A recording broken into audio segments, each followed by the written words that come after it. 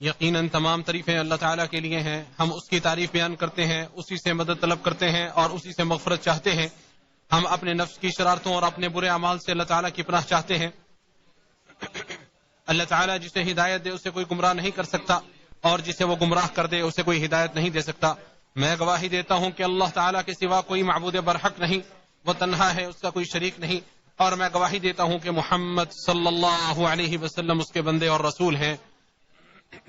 اے لوگو جو ایمان لائے ہو، اللہ تعالیٰ سے ڈرو جیسے اس سے ڈرنے کا حق ہے، اور تم ہرگز نہ مرو مگر اس حال میں کہ تم مسلمان ہو. اے لوگو اپنے اس رب سے ڈرو جس نے تمہیں ایک جان سے پیدا کیا اور اسی سے اس کی بیوی کو پیدا کیا، اور ان دونوں سے بہت سے مردوں اور عورتوں کو دنیا میں پھیلا دیا. اور اس اللہ سے ڈرو جس کا واسطہ دے کر تم ایک دوسرے سے مانگتے ہو، اور قطع رحمی سے بچو، بے شک اللہ تعالیٰ تمہاری نگرانی کر رہا ہے.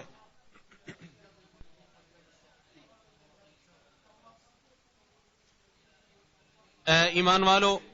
اللہ تعالیٰ سے ڈرو اور درست بات کہا کرو، وہ تمہارے کاموں کی اصلاح کر دے گا اور تمہارے گناہوں کو معاف کر دے گا. اور جو اللہ اور اس کے رسول کی اطاعت کرے گا وہ یقیناً بڑی کامیابی سے سرفراز ہوگا. حمد و صلات کے بعد بے شک سب سے سچا کلام اللہ تعالیٰ کی کتاب ہے، اور سب سے بہترین طریقہ محمد صلی اللہ علیہ وسلم کا طریقہ ہے. سب سے بدترین امور نئے ایجاد کردہ ہیں، اور ہر نئی چیز بدعت ہے، ہر بدعت گمراہی ہے، اور ہر گمراہی جہنم میں لے جانے والی ہے. مسلمانوں،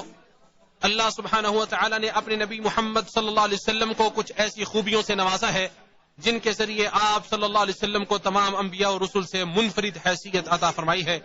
اور آپ صلی اللہ علیہ وسلم کو سب سے افضل شریعت اور کامل ترین منہج عطا فرمایا ہے. اسی طرح آپ کی امت کو سب سے بہترین امت بنایا ہے جو لوگوں کے لیے نکالے گئے ہیں، اور امتوں میں سے 70ویں امت ہیں جو تمام جنسوں میں سے اللہ تعالیٰ کے ہاں سب سے زیادہ مکرم اور سب سے بہتر ہیں. اللہ تعالیٰ نے اس امت کے لیے خاتم المرسلین، متقی لوگوں کے امام اور ساری اولاد آدم کے سردار نبی صلی اللہ علیہ وسلم کے ذریعے ایسے ایسے فضائل جمع کر دیے ہیں جو دیگر امتوں کے لیے منتشر اور متفرق تھے، اور اپنے فضل و کرم سے انہیں قسم قسم کے فضائل سے بھی نوازا ہے. سنو، اس امت کے بڑے بڑے فضائل و محاسن میں سے خیر و بھلائی کے راستوں کی بہتات ہے، اور طرح طرح کے نیک اعمال ہیں جن کے ذریعے ہر مومن اپنے مالک و مولا کا تقرب حاصل کرتا ہے، خواہ وہ مومن مالدار ہو یا فقیر، قوی مضبوط ہو یا کمزور ہو. بندوں پر اللہ سبحانہ و تعالیٰ کی رحمت ہے اور اس کا فضل ہے کہ وہ سبھی کو رزق عطا فرماتا ہے، اور ان میں سے بعض کو صاحب ثروت بنا دیتا ہے تاکہ ان کے شکر کی آزمائش کرے، اور وہ اس مال میں سے صدقات و زکات ادا کر کے اس کا قرب حاصل کرے، اور ان کے اجر و ثواب بڑھ جائیں، اور ان کے مال پاک و صاف ہو جائیں، ان کے نفوس کا تزکیہ ہو جائے. اور یہ اللہ تعالیٰ کا فضل ہے، وہ جسے چاہتا ہے عطا کرتا ہے، اور اللہ تعالیٰ بڑے فضل والا ہے. وہ احسان کرنے والی مہربان ذات ہے جس نے اپنے بندوں کے لیے تقرب الہی حاصل کرنے کے لیے ایسے ایسے اعمال مشروع قرار دیے ہیں جن کے ذریعے فقیر و تنگدست بھی اپنے مالدار بھائی کے ہم پلہ ہو سکتا ہے، اور اچھے بدلے میں وہ اس کے درجے اور مقام تک فائز ہو سکتا ہے. جیسا کہ صحیح مسلم میں جلیل القدر صحابی ابو ذر جندب ابن جنادہ غفاری رضی اللہ تعالی عنہ سے مروی ہے کہ رسول اللہ صلی اللہ علیہ وسلم کے اصحاب میں سے کچھ لوگوں نے نبی صلی اللہ علیہ وسلم سے عرض کیا، اے اللہ کے رسول، پورا اجر و ثواب تو دولت مند لوگ ہی لے گئے ہیں. وہ لوگ ہماری طرح نماز پڑھتے ہیں، ہماری طرح روزہ رکھتے ہیں، اور اپنے زائد مالوں سے صدقہ بھی کرتے ہیں. آپ صلی اللہ علیہ وسلم نے فرمایا، کیا اللہ نے تمہارے لیے ایسی چیزیں نہیں بنائی ہیں جن کے ذریعے تم بھی صدقہ کرو؟ بے شک ہر مرتبہ تسبیح کہنا صدقہ ہے، ہر مرتبہ تکبیر کہنا صدقہ ہے، ہر مرتبہ تحمید کہنا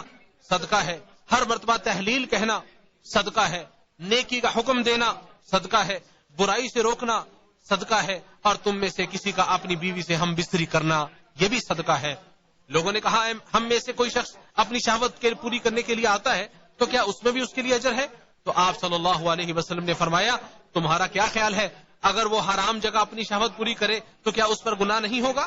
اسی طرح جب اس نے اسے حلال جگہ میں استعمال کیا تو اسے اجر بھی ملے گا.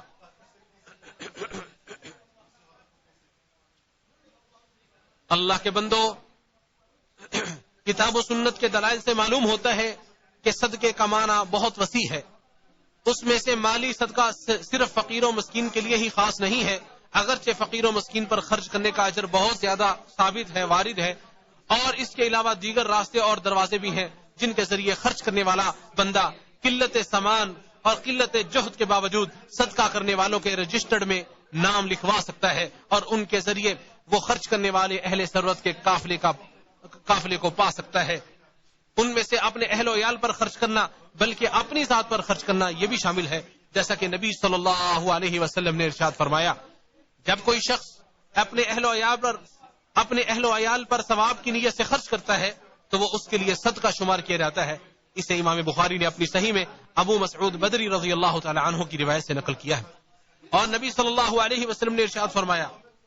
کہ وہ دینار جسے تم اللہ کی راہ میں خرچ کرتے ہو، اور وہ دینار جسے تم غلام پر خرچ کرتے ہو، اور وہ دینار جسے تم مسکین پر خیرات کرتے ہو، وہ دینار جسے تم اپنے اہل و عیال پر خرچ کرتے ہو، ان میں سے سب سے زیادہ ثواب اس دینار کا ہے جسے تم اپنے اہل و عیال پر خرچ کرتے ہو۔ اسے امام مسلم نے اپنی صحیح میں ابو ہریرہ رضی اللہ تعالی عنہ کی روایت سے نقل کیا ہے۔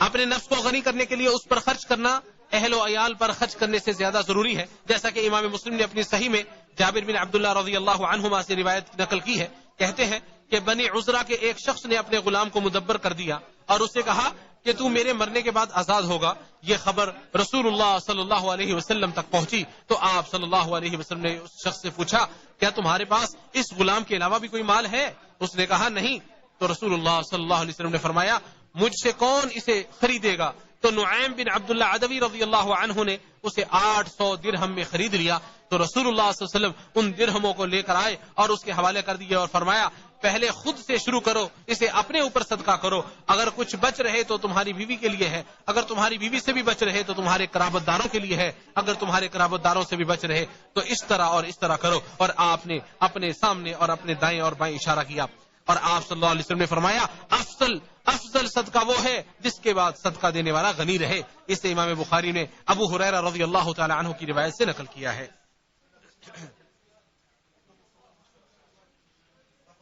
اللہ کے بندو،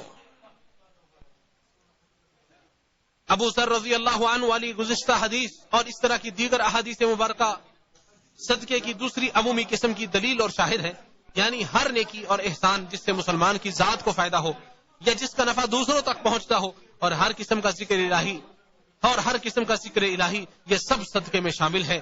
زوجین کا جائز ہم بستری کے ذریعے نفس کی حفاظت کرنا یہ بھی صدقہ ہے، جیسے کہ صادق و مصدوق نبی صلی اللہ علیہ وسلم نے ارشاد فرمایا، ہر اچھا کام صدقہ ہے۔ اور ایسے حاجت مند کا تعاون کرنا جو کسی عذر، بیماری وغیرہ کی وجہ سے اپنے کام انجام دینے سے عاجز ہے تو یہ بھی صدقہ ہے۔ اور جو شخص اس کی بھی طاقت نہ رکھتا ہو تو اس کا مخلوق میں سے کسی کو تنگ نہ کرنا اور اپنی شر کو روکے رکھنا یہ اس کا اپنے نفس پر صدقہ شمار ہوگا، جیسا کہ نبی کریم صلی اللہ علیہ وسلم نے ارشاد فرمایا، ہر مسلمان پر صدقہ لازم ہے۔ کہا گیا اگر اسے صدقہ کرنے کے لیے کوئی چیز نہ ملے، آپ نے فرمایا اپنے ہاتھوں سے کام کرے، اپنے ہاتھوں سے کام کر کے اپنے آپ کو فائدہ پہنچائے اور صدقہ بھی کرے۔ عرض کی گئی اگر وہ اس کی بھی استطاعت نہ رکھتا ہو تو فرمایا بے بس ضرورت مند کی مدد کرے۔ آپ صلی اللہ علیہ وسلم سے کہا گیا اگر وہ اس کی بھی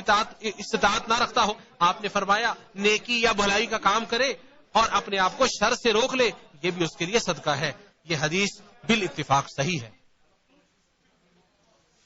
صدقے کی ایک قسم یہ بھی ہے کہ انسان کوئی درخت لگا دے یا کوئی ایسی چیز کاشت کر دے جس سے انسان یا حیوان فائدہ اٹھائیں، جیسا کہ نبی کریم صلی اللہ علیہ وسلم نے ارشاد فرمایا، جو مسلمان کوئی پودا لگائے یا فصل بوئے تو اس میں سے جو بھی انسان یا چوپایا یا کوئی اور چیز کھائے تو وہ اس کے لیے صدقہ ہوگا۔ اسے امام بخاری نے اپنی صحیح میں ابو ہریرہ رضی اللہ تعالی عنہ کی روایت سے نقل کیا ہے۔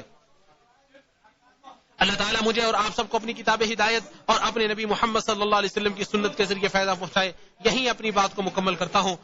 اور اپنے لیے اور آپ سب کے لیے اللہ تعالیٰ سے گناہوں کی بخشش طلب کرتا ہوں۔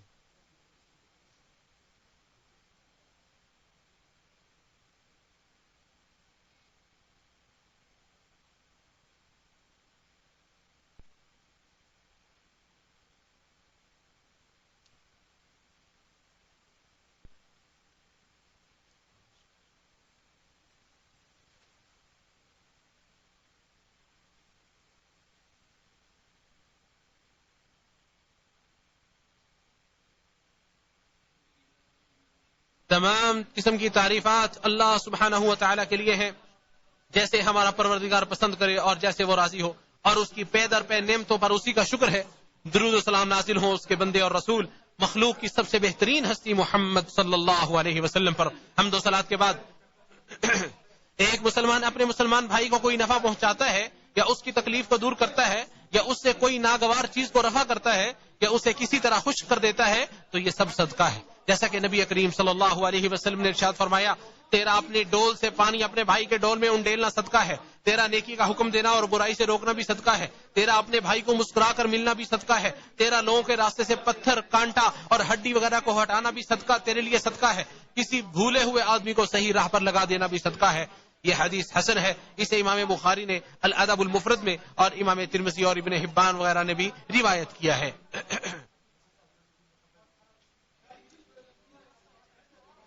اگر جاہل شخص کوئی اچھی بات سیکھتا ہے یا اس کے ذریعے کسی غافل کی غفلت دور ہوتی ہے، یا اچھی فعال جو مسلمان اپنے بھائی مسلمان کے کانوں تک پہنچاتا ہے، یا نیک دعا جس کے ذریعے وہ اپنے مسلمان بھائی کو الوداع کرتا ہے یا اس کا استقبال کرتا ہے، تو یہ سب صدقہ ہی ہے، جیسا کہ نبی کریم صلی اللہ علیہ وسلم نے ارشاد فرمایا، ہر اچھی بات صدقہ ہے۔ اسے بخاری اور مسلم نے ابو ہریرہ رضی اللہ تعالی عنہ کی حدیث سے نقل کیا ہے۔ ابو درداء رضی اللہ تعالی عنہ فرماتے ہیں، جو شخص کسی گروہ کو واعظ و نصیحت کرتا ہے، جب وہ منتشر ہوتے ہیں تو اس نصیحت سے اللہ تعالیٰ انہیں نفع پہنچاتا ہے، تو اس سے بڑھ کر کوئی صدقہ نہیں ہو سکتا۔ اے غموں کو دور کرنے والے، اے جاننے والے، ہمیں دین میں سمجھداری عطا فرما،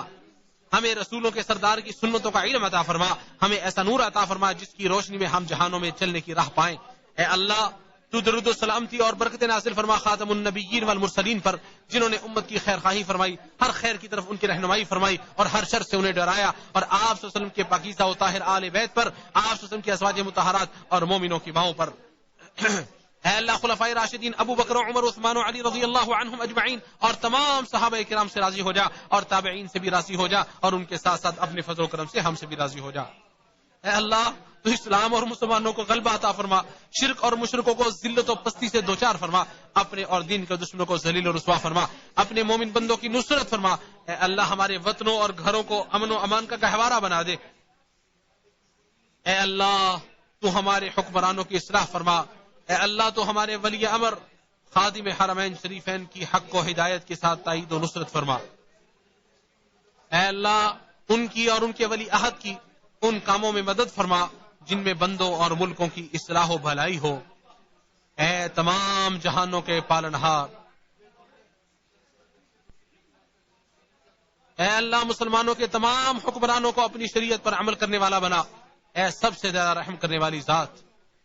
اے ہمارے پروردگار،